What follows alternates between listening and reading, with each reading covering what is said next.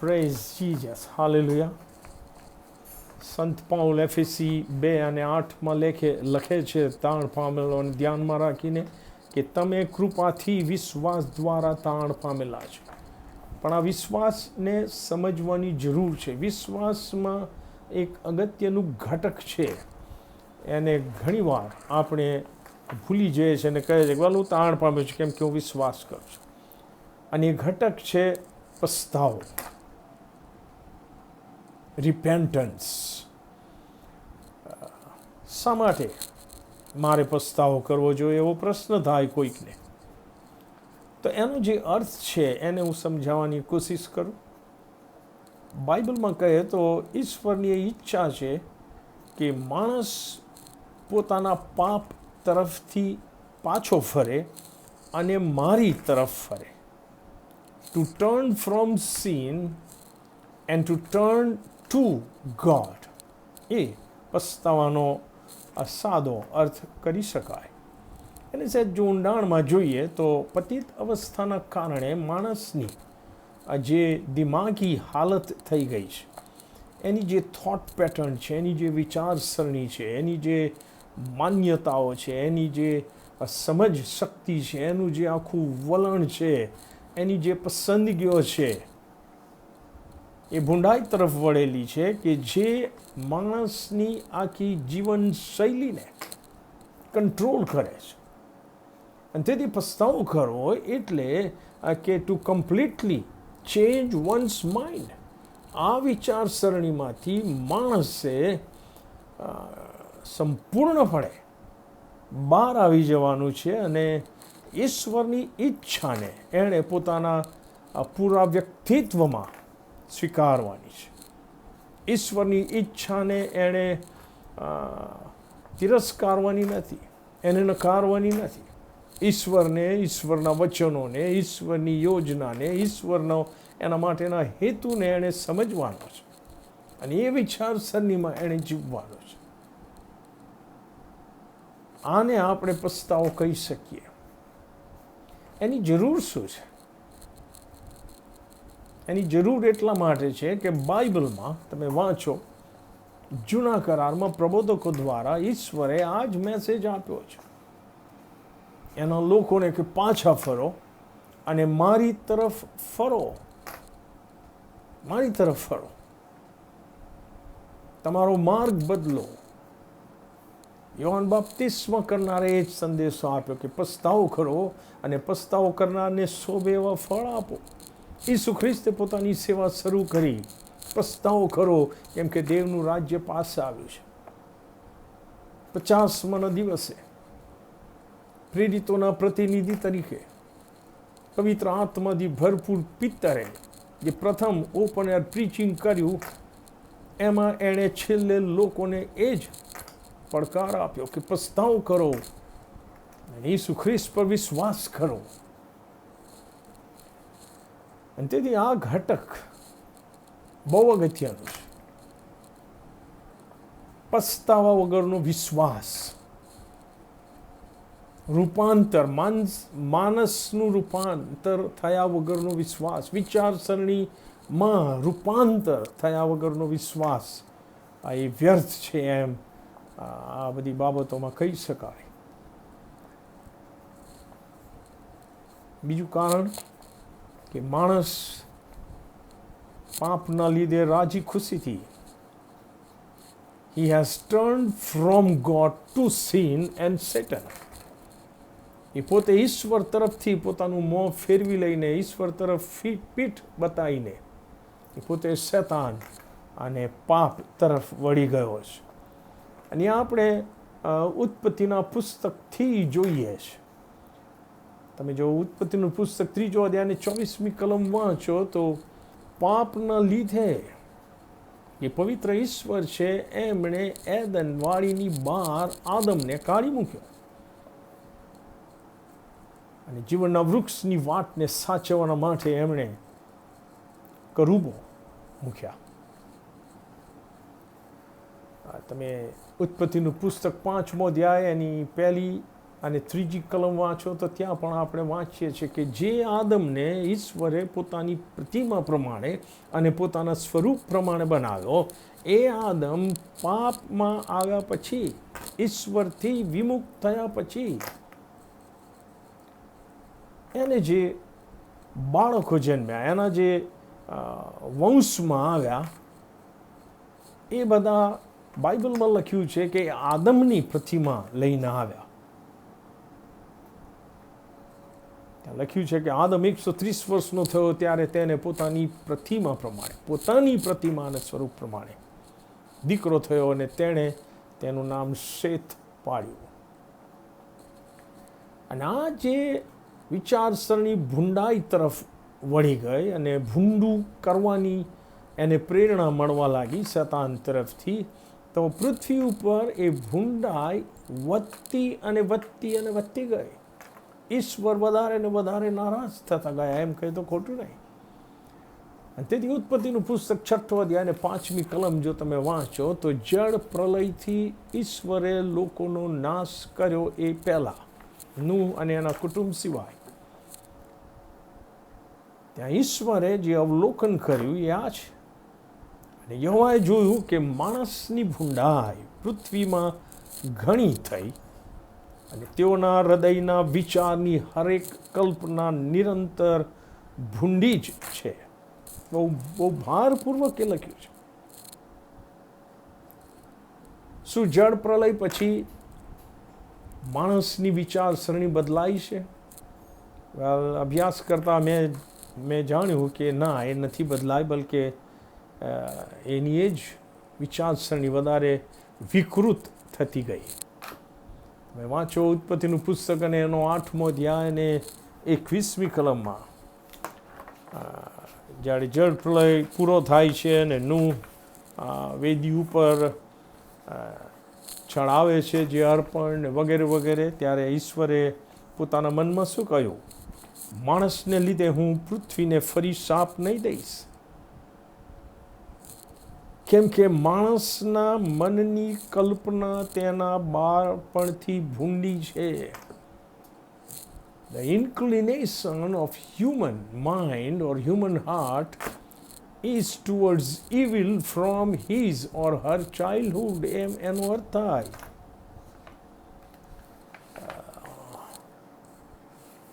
ત્યાર પછી તમે વાંચો તો પૃથ્વી ઉપર ભૂંડાઈ વધી ગઈ. આ તો હજારો વર્ષ પહેલાંનું ઈશ્વરનું ઓબ્ઝર્વેશન છે. અને હજારો વર્ષ પછી એ ભૂંડાઈમાં વધારે વિકૃતતા આવી ગઈ, ભયંકર. અને આપણે જોઈએ છીએ, આપણે વાંચીએ છીએ, એ આપણે સાંભળીએ છીએ, અને ઘણીવાર આપણે એનો ભોગ પણ બનીએ છીએ.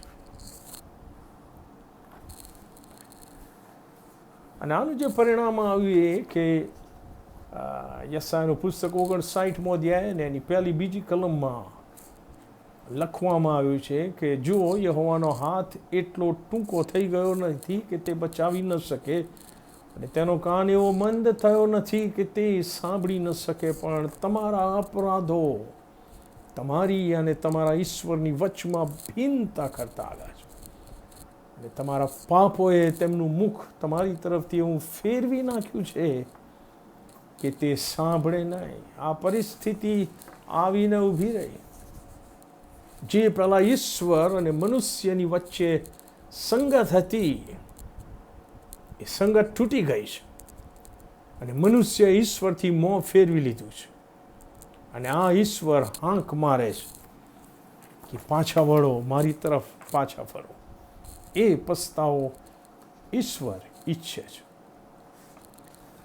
આજે ત્રીજું કારણ હું આપ લોકોને આપવા માગું છું કે પોતાની ભૂંડાઈમાં, શેતાન અને પાપના તાબામાં મનુષ્ય એટલો બધો ઊંડો ખૂપી ગયો કે હવે પાછો વળી શકે એમ છે નહીં. એ ઈશ્વરે જોયું. માણસ પોતાને બચાવવાના માટે અસમર્થ છે આ પરિસ્થિતિમાંથી, એમ બાઇબલ આપણને શીખવે છે. ત્યાં લખ્યું છે કે main is lost and he has lost his ability to find the way back to God, સિવાય કે ઈશ્વર એને શોધી કાઢે. અને તેથી ઈશ્વર એને શોધતા શોધતા હાંક મારે છે કે આદમ તું ક્યાં છે, પાછો આવ, બહાર નીકળ, મારી પાસે આવ, પસ્તાવ કર. ઈશ્વર જાણે છે કે આ જ પરિસ્થિતિમાં, આજ આ બુંડાઈવાળી પરિસ્થિતિમાં, પતિત અવસ્થામાં માણસ એ બહુ ઝડપથી ઇટર્નલ ડિસ્ટ્રક્શન, અનંતકાળિક જે નાશ છે એના તરફ એ આગળ વધી રહ્યો છે. અને જો માણસ આ જ પ્રમાણે ઈશ્વરને ને ઈશ્વરના વચનોને ને પસ્તાવો કરવાના ઈશ્વરના આમંત્રણને અને ઈશ્વર તરફ ફરવાના ઈશ્વરના આમંત્રણને જો માણસ નકારતો જ રહેશે તો એનું છેલ્લી જે મંજિલ છે એ ઇટર્નલ ટોર્મેન્ટવાળી જગ્યા છે, અનંતકાળિક દુઃખની, પીડાની જગ્યા છે. કારણ કે માથી 25 અને 41 ખુદ ઈસુ ખ્રિસ્તે કીધું કે પછી ડાબી તરફનાઓને પણ તે કહે છે કે શાપિતો જે સાર્વકાલિક અગ્નિ શૈતાન તથા તેના દૂતોના માટે તૈયાર કરેલો છે, તેમાં તમે મારી આગળથી જાઓ.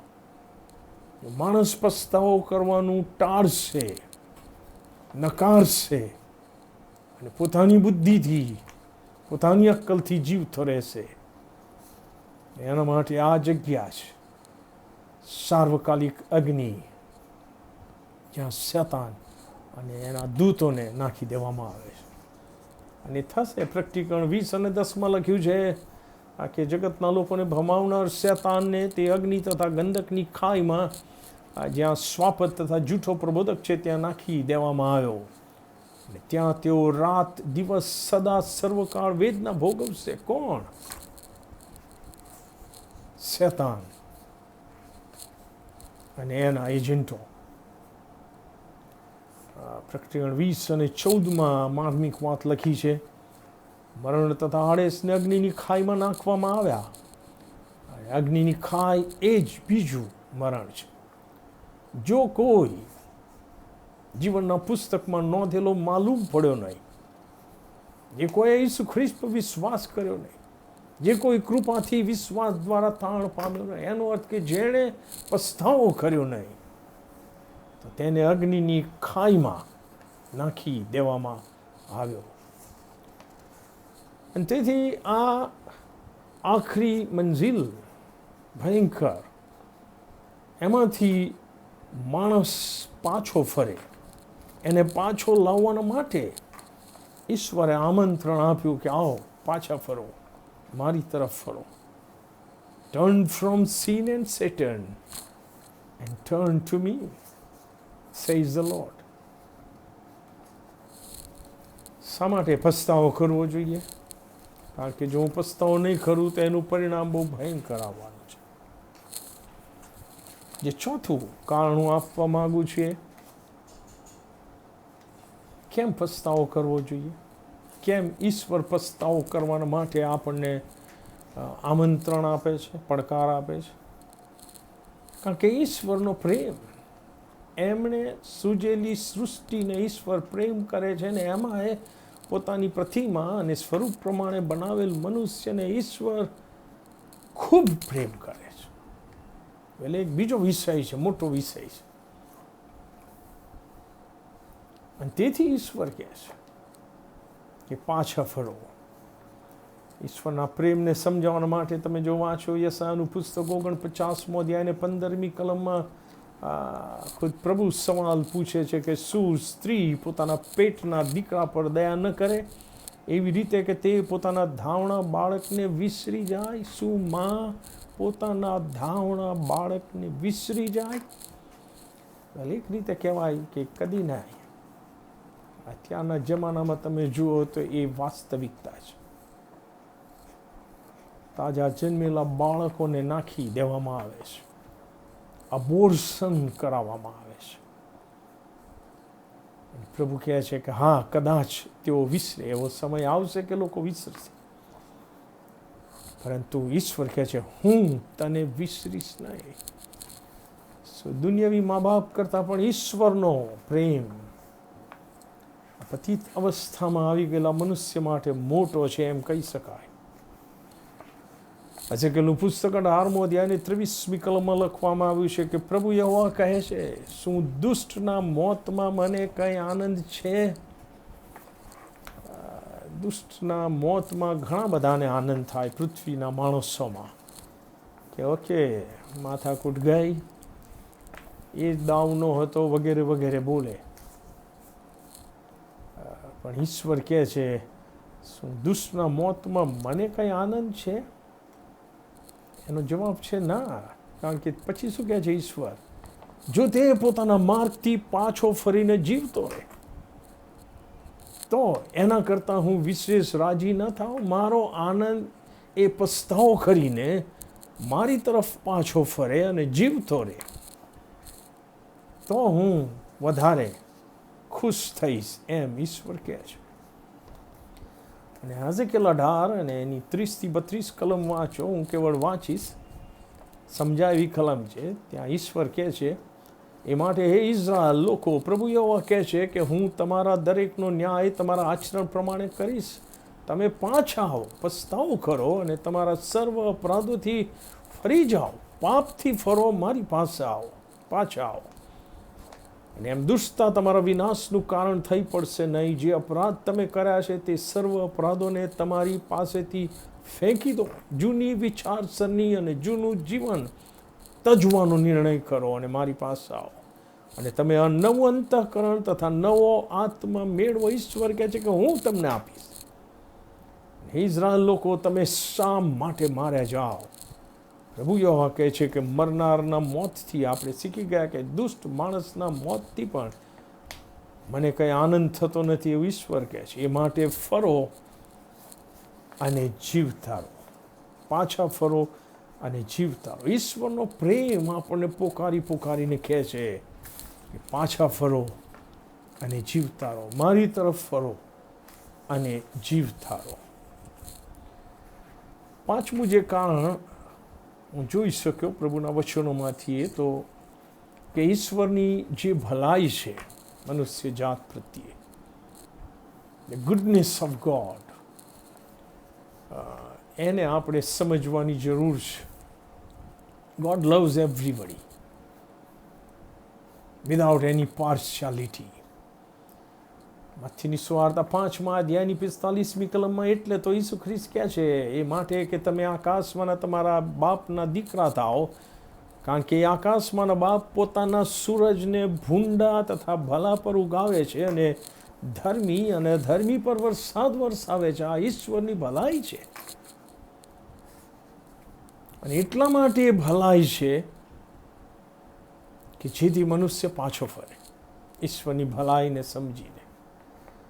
અને એના લીધે ઈશ્વર શું કરી રહ્યા છે? વાંચો તમે ગીતશાસ્ત્ર 103:8-10 પ્રભુનો સેવક લખે છે કે યહોવા દયાળુ તથા કરુણાળુ છે. તે કોપ કરવામાં ધીમા અને કૃપા કરવામાં મોટા છે. તે સદા ધમકી આપ્યા કરશે નહીં, વળી તે સર્વકાળ કોપ રાખશે નહીં.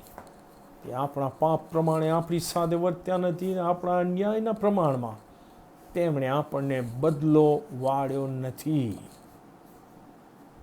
અને એ તો હકીકત છે. તાણ પામેલી વ્યક્તિઓના અનુસંધાનમાં પણ આ લાગુ પાડી શકાય છે અને તાણ પામેલી વ્યક્તિઓના અનુસંધાનમાં પણ આ લાગુ પાડી શકાય છે કે ઈશ્વર આપણા પાપના પ્રમાણમાં આપણી સાથે વર્તતા નથી ને આપણા અન્યાયના પ્રમાણમાં આપણને બદલો વાળી આપતા નથી. પ્રભુનો આભાર. કેમ ઈશ્વર ભલા રહે છે? ઘણીવાર આપણે ઈચ્છીએ છીએ પાપમાં જીવનાર વ્યક્તિને એમને જોઈ જો કરીએ ને હદની બહાર જતા રહે તો મનમાં વિચાર આવી જાય કે યાર આ કેમ જીવતો રહે છે? ઈશ્વર કેમ આને જીવતો રાખે છે? અને એના ઉપર ઈશ્વર ભલાઈ દેખાડે છે.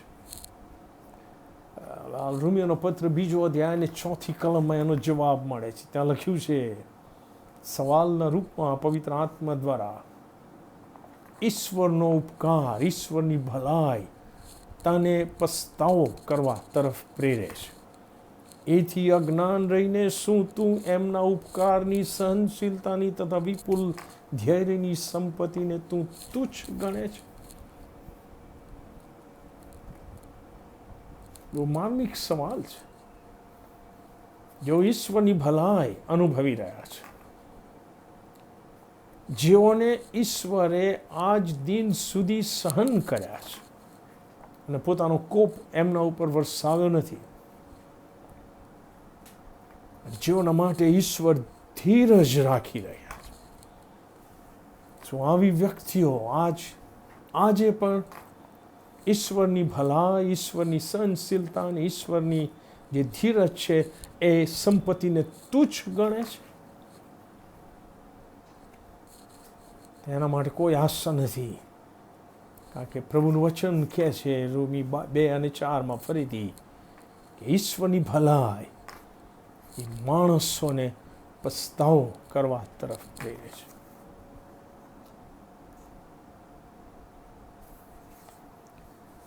શું ઈશ્વરની ભલાઈ મેં અનુભવી છે? હા, બધાએ અનુભવી છે. એટલે તો આપણે જીવતા છે, એટલે તો ઈશ્વર આપણને તક આપે છે, એટલે તો ઈશ્વર એની કૃપામાં રોજ સવારે આપણને જીવતા ઉઠાડે છે, એટલે તો ઈશ્વર આપણને એ જીવનની આશીષથી પણ વેષ્ટિત કરે છે. અને જો હું પાપમાં અને ભૂંડાઈમાં જીવ્યા કરું તો હું ઈશ્વરની ભલાઈને તુચ્છ ગણું છું કે જે મને પસ્તાવો કરવાના માટે પ્રેરે છે.